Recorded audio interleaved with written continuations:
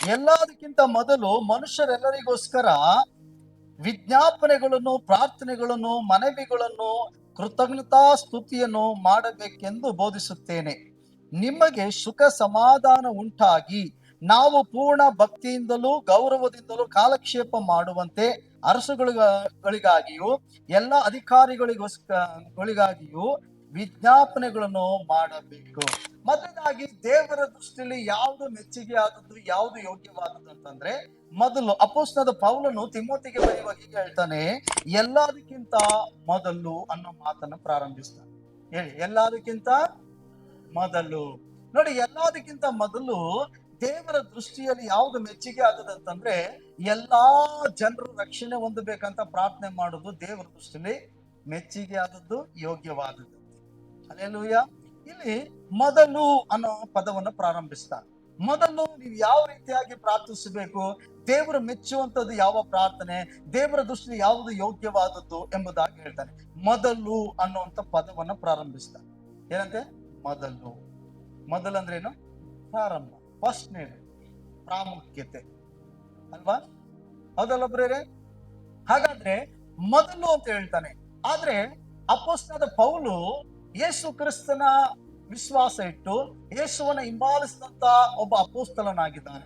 ಈ ಅಪೊಸ್ತಲನಾದ ಪೌಲನು ದೇವರ ಭಯ ಭಕ್ತಿ ಉಳ್ಳವನಾಗಿ ಕರ್ತನ ಮಾರ್ಗದಲ್ಲಿ ನಡೆದು ಆತನು ಕಡೆ ದಿನಗಳು ಬರುವಾಗ ಆತನ ಒಂದು ಸ್ಟೇಟ್ಮೆಂಟ್ ಅನ್ನ ಕೊಡ್ತಾನೆ. ಅಂದ್ರೆ ಒಂದು ಆಜ್ಞೆಯನ್ನು ಕೊಡ್ತಾನೆ. ಏನಂದ್ರೆ, ಯೇಸುಸ್ವಾಮಿ ಹೇಳ್ತಾರೆ, ನೀವು ನನ್ನನ್ನ ಹಿಂಬಾಲಿಸಿ ಎಂಬುದಾಗಿ ಶಿಷ್ಯರನ್ನ ಕರೀತಾರೆ. ಅದೇ ರೀತಿಯಾಗಿ ಅಪೊಸ್ತಲನಾದ ಪೌಲು ಹೇಳ್ತಾನೆ, ನಾನು ಕ್ರಿಸ್ತನನ್ನು ಹಿಂಬಾಲಿಸಿದ್ದೇನೆ, ಆದ್ರಿಂದ ನೀವು ನನ್ನನ್ನ ಹಿಂಬಾಲಿಸಿ ಅಂತ ಹೇಳ್ತಾನೆ. ನೋಡಿ, ಯೇಸು ಸ್ವಾಮಿ ಜೊತೆಲಿದ್ದಂತ 12 ಜನ ಶಿಷ್ಯಂದಿರು, 3.5 ವರ್ಷಗಳ ಕಾಲ ಶಿಷ್ಯಂದಿರು ಯೇಸುವಿನ ಜೊತೆಲೇ ಇದ್ದವರು ಕೂಡ ಇಂಥ ಮಾತನ್ನ ಹೇಳಿಲ್ಲ. ಏನಂತ? ನಾನು ಯೇಸುವಿನ ಜೊತೆಯಲ್ಲಿದ್ದವರು, ಆ ಯೇಸುವನ್ನ ಮುಟ್ಟಿದವನು, ಯೇಸುವಿನ ಒಡನಾಟದಲ್ಲಿದ್ದವನು, 3.5 ವರ್ಷಗಳ ಕಾಲ ಆತನೊಂದಿಗೆ ನಾನು ಒಡನಾಟ, ನನ್ನ ಪ್ರೀತಿ, ನಾನು ಆತನ ಮಾಡಿದ ಎಲ್ಲಾ ಕಾರ್ಯಗಳು ಕಣ್ಣಾರೆ ಕಂಡು ಆತನಂಗೆ ನಾನು ಬದಲಾಗಿದ್ದೀನಿ, ಆತನಾಗಿ ಇದ್ದೀನಿ ನಾನು, ನೀವು ನನ್ನನ್ನ ಹಿಂಬಾಲಿಸಿ ಎಂಬುದಾಗಿ ಯಾವ 12 ಜನ ಶಿಷ್ಯಂದಿರು ಕೂಡ ಹೇಳಲಿಲ್ಲ. ಆದ್ರೆ ಅಪೊಸ್ತಲನಾದ ಪೌಲು ಯೇಸುಸ್ವಾಮಿ 12 ಜನ ಶಿಷ್ಯರಲ್ಲ ಒಬ್ಬನಲ್ಲ. ಅರ್ಥ ಆಯ್ತಾ? ಯೇಸುಸ್ವಾಮಿ ಸತ್ತು ಉಣಲ್ಪಟ್ಟು ಪುನರುತ್ಥಾನ ಆದ್ಮೇಲೆ ಆದಿ ಸಭೆಯಲ್ಲಿ ಏನಂತೆ ಹಿಂಸೆಗಳು ಉಂಟಾಗುವಾಗ ಸಭೆಗಳನ್ನ ಹಿಂಸೆ ಮಾಡ್ತಿದ್ದಂತ ವ್ಯಕ್ತಿಯಾಗಿದ್ದ ಅಪೊಸ್ತಲನಾದ ಪೌಲು ದಮಸ್ಕ ಪಟ್ಟಣದಲ್ಲಿ ದೇವರ ಕೃಪೆಯಿಂದ ಆತನ ರಕ್ಷಿಸಲ್ಪಡ್ತಾನೆ.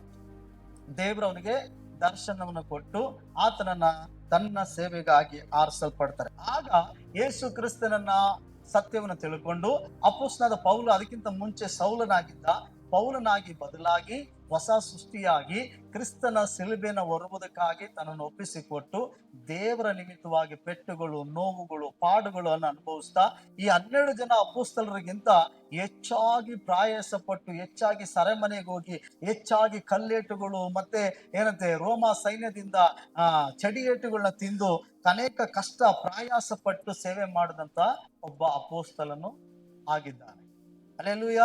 ಈ ಅಪೊಸ್ತಲನು ಏನ್ ಹೇಳ್ತಾನೆ ಅಂದ್ರೆ, ಪೌಲು ನೀವು ನನ್ನನ್ನು ಹಿಂಬಾಲಿಸ್ರಿ ಅಂತ ಹೇಳ್ತಾನೆ. ನಾನು ಯೇಸುವನ್ನ ಹಿಂಬಾಲಿಸಿದಾಗೆ ನೀವು ನನ್ನ ಹಿಂಬಾಲಿಸಿ. ಇದು ಸ್ಟೇಟ್ಮೆಂಟ್ ಕೊಡೋದು ಬಹಳ ದೊಡ್ಡದು, ಎಲ್ಲರೂ ಕೊಡಕ್ ಆಗಲ್ಲ. ಯಾಕಂದ್ರೆ ಕ್ರಿಸ್ತನ ಹಾಗೆ ಜೀವಿಸಿ ನಾನು ಆತನಾಗಿ ಕರೆಕ್ಟ್ ಆಗಿ 100 ಹಂಗಿದ್ದೀನಿ, ನಾನು ಹಿಂಬಾಲಿಸಿ ಅಲ್ವಾ? 1% ಕಮ್ಮಿ ಆಗಂಗಿಲ್ಲ ಅಲ್ವಾ? ಹಾಗಾದ್ರೆ ಇಲ್ಲಿ ಅಪೊಸ್ತಲನಾದ ಪೌಲು ತಿಮೋತಿಗೆ ಬರಿಬೇಕಾದ್ರೆ ಏನ್ ಹೇಳ್ತಾನೆ? ಮೊದಲು ಅನ್ನೋ ಪದವನ್ನ ಮಾತನಾಡ್ತಾನೆ. ಮೊದಲು ಅನ್ನೋ ಪದ. ಆದ್ರೆ ಇಲ್ಲಿ ಕರ್ತನಾಗಿ ನಮ್ಮ ರಕ್ಷಕನಾಗಿರುವಂತ ಸ್ವಾಮಿ ಕೂಡ ಮತ್ತಾಯನ ಬರೆಸುವಂತೆ 6ನೇ ಅಧ್ಯಾಯ 33ನೇ ವಚನದಲ್ಲಿ ನೋಡುವಾಗ ಆ ವಚನದಲ್ಲಿ ಹೇಳ್ತದೆ, ನೀವು ಮೊದಲು ಅನ್ನೋ ಪದವನ್ನು ಯೇಸು ಪ್ರಾರಂಭಿಸ್ತಾರೆ. ಏನಂತೆ? ನೀವು ಮೊದಲು, ನಿಮಗೆ ಈಗಿರುವುದರಿಂದ. ಮೇಲ್ಗಡೆ ವಚನ ಏನ್ ಹೇಳ್ತದೆ? ನಿಮಗೆ ಚಿಂತೆಗಳು ಉಂಟು, ಏನು ಉಟ್ಕೋಬೇಕು, ಏನು ಊಟ ಮಾಡ್ಬೇಕು, ಎಲ್ಲಿ ದುಡಿಬೇಕು, ನಾಳೆ ಬಗ್ಗೆ ಚಿಂತೆ ಮಾಡಬೇಡಿ, ಇವೆಲ್ಲವುಗಳು ನಿಮ್ಗೆ ಅವಶ್ಯ ಇದೆ ಎಂಬುದಾಗಿ ಪರಲೋಕದಲ್ಲಿ ನಿಮ್ಮ ತಂದೆಗೆ ಗೊತ್ತಿದೆ, ಆದ್ರಿಂದ ನೀವು ಮೊದಲು ಅಂತ ಹೇಳ್ತಾರೆ. 6ನೇ ಅಧ್ಯಾಯ, ಹೌದಾ? 6ನೇ ಅಧ್ಯಾಯ 33ರಲ್ಲಿ ಏನ್ ಹೇಳ್ತಾನೆ?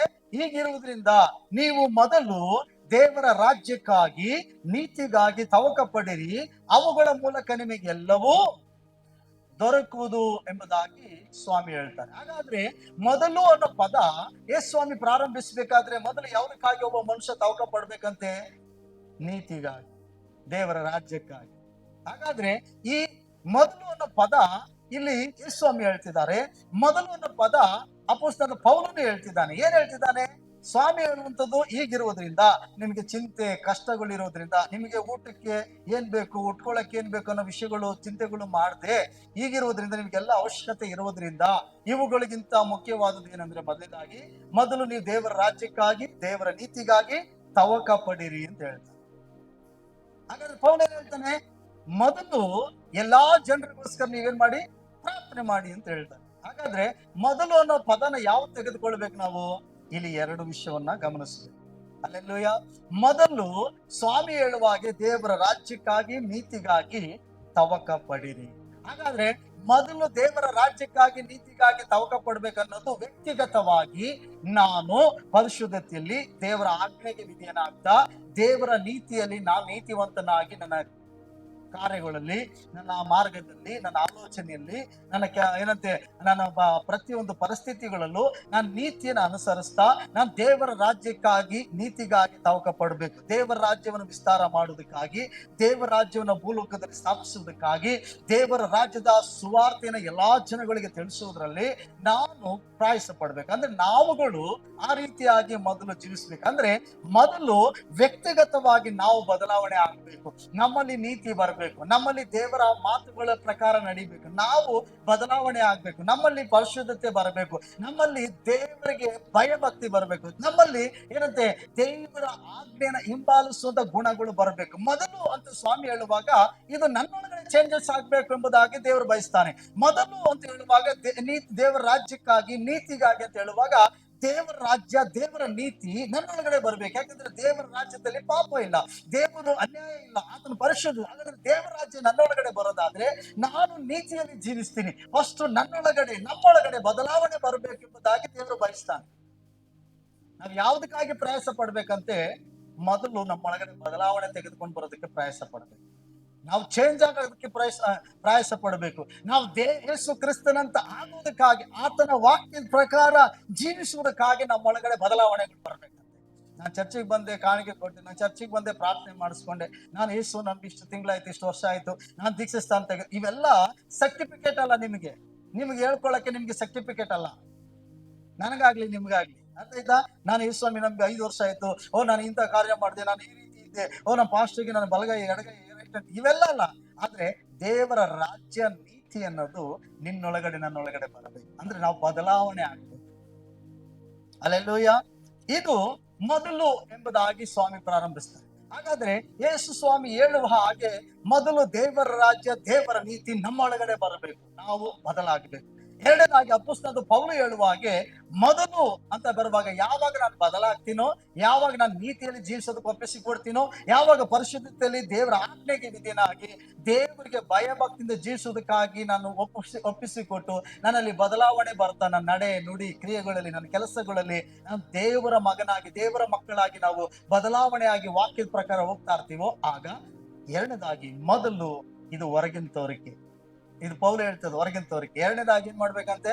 ರಕ್ಷಿಸಲ್ಪಟ್ಟಿರೋ ನಾವು, ಯೇಸು ಕ್ರಿಸ್ತ ಪಾಪ ಕ್ಷಮಾಪಣೆ ಹೊಂದ್ಕೊಂಡಿರೋ ನಾವು, ಯೇಸು ಕ್ರಿಸ್ತನಿಂದ ಸಮಾಧಾನವನ್ನ ನೀತಿಯನ್ನು ಹೊಂದ್ಕೊಂಡಿರೋ ನಾವು, ಇನ್ನೂ ಹೊಂದ್ಕೊಳ್ದಿರೋ ಜನರಿಗಾಗಿ ಪ್ರಾರ್ಥನೆ ಮಾಡ್ಬೇಕಂತೆ.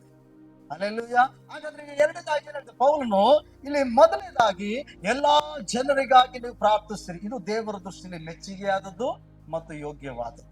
ಹಾಗಾದ್ರೆ ಎಲ್ಲಾ ಜನಗಳು ರಕ್ಷಣೆ ಹೊಂದಬೇಕೆಂಬುದಾಗಿ ನಾವು ಪ್ರಾರ್ಥನೆ ಮಾಡೋದು. ಪ್ರಾರ್ಥನೆ ಅಂದ್ರೆ ಸಾಕು, ಓದೇಟಿಗೆ ನಾವೇನ್ ಮಾಡ್ತೀವಿ? ನಮ್ಮ ವಿಷಯಗಳಿಗಾಗಿ ಪ್ರಾರ್ಥನೆ ಮಾಡ್ತೀವಿ, ನಮ್ಮ ಕುಟುಂಬಕ್ಕಾಗಿ ಪ್ರಾರ್ಥನೆ ಮಾಡ್ತೀವಿ, ನಮ್ಮ ಮಕ್ಕಳಿಗಾಗಿ ಪ್ರಾರ್ಥನೆ ಮಾಡ್ತೀವಿ, ನಮ್ಮ ಗಂಡನಿಗಾಗಿ ಪ್ರಾರ್ಥಿಸ್ತೇವೆ, ನಮ್ಮ ತಂದೆ ತಾಯಿಗಾಗಿ ಪ್ರಾರ್ಥನೆ ಮಾಡುವ, ನಮ್ಮ ದೊಡ್ಡಪ್ಪ ಚಿಕ್ಕಪ್ಪ ಮರಿ ಮಕ್ಕಳು ಏನೇನ್ ಮಕ್ಕಳಿದ್ರೆ ಅದೆಲ್ಲರಿಗಾಗಿ ಸೋದರ ಸೋದರ ಸೋದರ ಪ್ರಾರ್ಥನೆ. ಬರೀ ಸ್ವಾರ್ಥ ಪ್ರಾರ್ಥನೆ ಮಾಡ್ತಾ ಇರ್ತೀವಿ. ನಮ್ಗೆ ಗೊತ್ತಿದೆ ನಾವು ಪರಿಪೂರ್ಣರಲ್ಲ, ನಮ್ಗೆ ಗೊತ್ತಿದೆ ನಮಗೆ ಕೆಲವು ಬಲಹೀನತೆಗಳಿದೆ, ನಮ್ಗೆ ಗೊತ್ತಿದೆ ನಮ್ಗೆ ಕೆಲವೊಂದು ಏನಂತೆ ಅವಶ್ಯಕತೆಗಳು ಬೇಕಾಗಿದೆ, ನಮಗೆ ಕೆಲವು ಕೊರತೆಗಳಿದೆ, ನಮಗೆ ಕೆಲವು ವಸ್ತುಗಳು ನಮಗೆ ಬೇಕು, ಕುಟುಂಬಕ್ಕೆ ಕೆಲವು ವಸ್ತುಗಳು ಬೇಕು, ನಮ್ಮ ಮಕ್ಕಳಲ್ಲಿ ಇಂಥ ಕಾರ್ಯಗಳು ಬೇಕು, ನಮ್ಮ ಮಕ್ಕಳಲ್ಲಿ ಬದಲಾವಣೆಗಳು ಬರಬೇಕು. ನಾವು ಪರಿಪೂರ್ಣರಲ್ಲ, ಹೌದು, ನಮ್ಮಲ್ಲಿ ಪರಿಶುದ್ಧತೆ ಇಲ್ಲ, ಅಥವಾ ಪ್ರಾರ್ಥನೆ ಜೀವಿತ ಕಮ್ಮಿ ಇದೆ, ಹೌದು, ಅಥವಾ ನಾವು ಏನೋ ಒಂದು ಮಾತು ಕೊಟ್ಟು ತಪ್ಪು ಬಿಡ್ತೀವಿ, ಅಥವಾ ಪರಿಶುದ್ಧತೆಯಲ್ಲಿ ಜೀವಿಸಕ್ ಆಗ್ತಿಲ್ಲ, ಇವೆಲ್ಲ ಗೊತ್ತಿದೆ. ಹಾಗಾಗಿ ಪದೇ ಪದೇ ಪ್ರಾರ್ಥನೆ ಮಾಡುವಾಗ, ಪ್ರಾರ್ಥನೆ ಮಾಡಕ್ ಹೋಗುವಾಗ ಮೊದಲು ನಮಗೆಲ್ಲ ಕೊರತೆಗಳ ಮೇಲೆ ನಾವು ಏನ್ ಮಾಡ್ತೀವಿ? ದೃಷ್ಟಿ ಇಡ್ತೀವಿ. ನಮಗೇನೋ ಬಲಹೀನತೆ ಇದೆ, ಅದ್ರ ಮೇಲೆ ದೃಷ್ಟಿ ಇಡ್ತೀವಿ. ದೇವರ ಈ ಕಾರ್ಯವನ್ನು ಮಾಡು, ದೇವರ ಈ ಕಾರ್ಯವನ್ನು ಮಾಡು, ದೇವರ ನಾನು ಪರಿಶುದ್ಧತೆಯಲ್ಲಿ ಜೀವಿಸಬೇಕು, ದೇವರೇ ನಾನು ಏನ್ ಮಾಡ್ಬೇಕು? ನಾನು ನಂಬಿಕೆಯಲ್ಲಿ ಇರಬೇಕು, ದೇವರೇ ದೇವರೇ ನಾನು ಸರಿಯಾಗಿ ನಿನ್ನ ಮಗಳು ಮಗನಾಗಿ ನಡಿಬೇಕು, ನನ್ನ ಕುಟುಂಬ ಚೇಂಜ್ ಆಗ್ಬೇಕು. ಬರೀ ಬರೀ ಬರೀ ದಾಸಿನ ಅದ್ರ ಮೇಲೆ ಏನಾಗ್ತದೆ, ಮಡ್ಚಿ ಮಡ್ಚಿ ಮಡ್ಚಿ ಮಡ್ಚಿ ಮಡ್ಚಿ ಅದೇ ಹಾಕ ಈ ಕಡೆ ಈ ಕಡೆ ಹಾಕಿ ಹಾಕಿ ಹಾಕಿ ಯಾರು ತಿನ್ನೋದಕ್ಕೆ ಎಲ್ಲರೂ ಕೂಡ ಏನಾಗಿರ್ತದೆ, ಸೀದ್ಕೊಂಡು ಹೋಗಿರ್ತದೆ. ಇದೇ ಪ್ರಾರ್ಥನೆ, ಯಾವಾಗ ಎದ್ರು ಬರೀ ಪ್ರಾರ್ಥನೆ. ದೇವರೇ ಇನ್ನು ನಮ್ಮ ಜೀವಿತದಲ್ಲಿ ಮಾಡು, ಇನ್ನು ನಮ್ಮ ಜೀವಿತದಲ್ಲಿ ಮಾಡು, ಇನ್ನು ನಮ್ಮ ಜೀವಿತದಲ್ಲಿ ದೇವರೇ ನಾನು ಇನ್ನೂ ಮಾಡಪ್ಪ. ಅರೆ ನಿನ್ನ ನಂಬಿ ನೀನ್ ದೇವರಿನ ರಕ್ಷಿಸಿದ್ದಾನೆ, ದೇವರಿನ ಆರಿಸ್ಕೊಂಡಿದ್ದಾನೆ, ನೀನು ಸಮಾಧಾನದಲ್ಲಿದ್ದಿ, ನೀನು ರಕ್ಷಿಸಲ್ಪಟ್ಟಿದ್ದಿ. ಇವತ್ತು ಯೇಸು ಬಂದ್ರೆ ನೀನು ಪರಲೋಕಕ್ಕೆ ಎತ್ತಲ್ಪಡ್ತಿ. ಯಾಕಂತಂದ್ರೆ ನೀನು ಆತನ ಮೇಲೆ ವಿಶ್ವಾಸ ಇಟ್ಟ ಕಾರಣ ನೀನು ನಿನ್ನ ಕುಟುಂಬ ಇವತ್ತೊಂದು ಸಮಾಧಾನವಾದ ಜೀವಿತ ಜೀವಿಸ್ತಿದ್ದಿ. ಯೇಸು ನಿನ್ನ ಬಿಡುಗಡೆ ಮಾಡಿದ್ದಾರೆ, ನಿಮ್ಮನ್ನು ದೆವ್ವಗಳಿಂದ ಮಾಟಗಳಿಂದ ಬಿಡುಗಡೆ ಮಾಡಿದ್ದಾರೆ, ಸಂತೋಷ ಸಮಾಧಾನದಿಂದ ಜೀವಿತಗಳಿಂದ ಬಿಡುಗಡೆ ಮಾಡಿದ್ದಾನೆ, ತಲೆಮಾರು ಶಾಪಗಳಿಂದ ಬಿಡುಗಡೆ ಮಾಡಿದ್ದಾನೆ, ನಿಮ್ಮ ಕಣ್ಣೀರುಗಳನ್ನು ಒರೆಸಿದ್ದಾನೆ. ಇವತ್ತು ನೀವು ನಿಮ್ಮ ಕುಟುಂಬ ಒಂದು ನೆಮ್ಮದಿಯಾಗಿ ಜೀವಿಸ್ತಾ ಇದ್ದೀರಿ ಕರ್ತನ ಮೇಲೆ ನಂಬಿಕೆ ಇಟ್ಟ ಕಾರಣ. ಹಾಗಾದ್ರೆ ರಕ್ಷಿಸಲ್ಪಟ್ಟಿರೋ ನೀವುಗಳು ನಾನುಗಳು ಇಷ್ಟೊಂದೆಲ್ಲ ಆಶೀರ್ವದಿಸಲ್ಪಟ್ಟ ಮೇಲೆ ಇನ್ನೂ ಕೆಲವು ಕೊರತೆಗಳು ಇದೆ, ಇಲ್ಲ ಅಂತಿಲ್ಲ. ಇನ್ನೂ ನಮ್ಗೆ ಕೆಲವೊಂದು ಹೋರಾಟಗಳಿದೆ, ಇಲ್ಲ ಅಂತ ಇಲ್ಲ. ಇನ್ನೂ ನಮಗೆ ಕೆಲವೊಂದು ಬಲಹೀನತೆ ಇದೆ, ಇಲ್ಲ ಅಂತ ಹೇಳ್ತಿಲ್ಲ. ಇನ್ನು ನಮ್ಗೆ ಕೆಲವೊಂದು ಅವಶ್ಯಕತೆಗಳು ಬೇಕಾಗಿದೆ, ಇಲ್ಲ ಅಂತಿಲ್ಲ. ಇನ್ನು ಕೆಲವೊಂದು ಜ್ಞಾನದ ವಿಷಯದಲ್ಲಿ ಕೊರತೆ ಇರ್ಬೋದು, ಪ್ರಾರ್ಥನೆ ವಿಷಯದಲ್ಲಿ ಕೊರತೆ ಇರ್ಬೋದು, ಪರಿಶುದ್ಧತೆಯಲ್ಲಿ ಕೊರತೆ ಇರ್ಬೋದು, ಇಲ್ಲ ಅಂತ ಹೇಳ್ತಿಲ್ಲ. ಆದರೆ ಇಷ್ಟೆಲ್ಲಾ ಹೊಂದ್ಕೊಂಡಿರೋ ನಾವುಗಳು ನಾವು ಇನ್ನೂ ಅದಕ್ಕೋಸ್ಕರನೇ ಪರಿಪೂರ್ಣತೆಗಾಗಿ ಪ್ರಾರ್ಥನೆ ಮಾಡ್ತಾ ಮಾಡ್ತಾ ಮಾಡ್ತಾ ಎದ್ರೆ ಬಿದ್ರೆ ಅದಕ್ಕಾಗಿ ನಾವು ದೃಷ್ಟಿ ಇಡೋದಲ್ಲ. ಮೊದಲನೇದಾಗಿ ಪೌಲು ಹೇಳ್ತಾನೆ, ನೀನು ಎಲ್ಲಾ ಜನಗಳು ರಕ್ಷಣೆ ಹೊಂದಬೇಕೆಂಬುದಾಗಿ ಪ್ರಾರ್ಥಿಸಿ. ಹಲ್ಲೆಲೂಯಾ.